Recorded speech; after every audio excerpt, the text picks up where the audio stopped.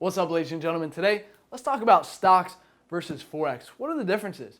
Today, we're going to start a little mini-series that'll take us through the next couple days where we're going to talk about some of these differences. And, based on some of the conversations I've had over the last week or so, a lot of people still aren't sure what Forex is. And the short answer there is Forex is short for the foreign exchange market or the currency exchange market, right? If you've ever been to the airport before, I'm sure you've noticed the currency exchange booth at the airport where you can exchange your dollars for euros, let's say, right? And all those currencies on the board at that booth, all those prices, they're changing all day, every day.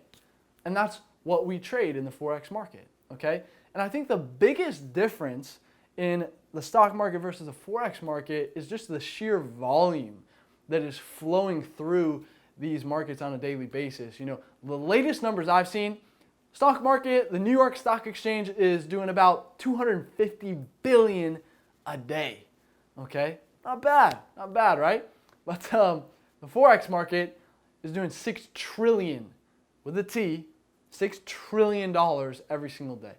And so, it's just a little bit more, a lot more volume. And if you understand the law of averages, it actually makes it a little bit more predictable in my humble opinion, okay?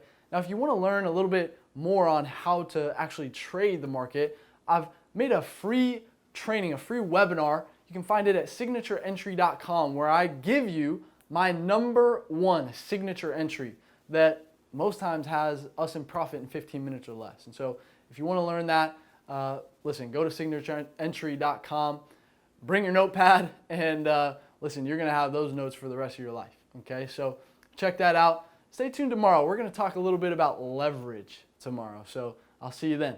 Peace.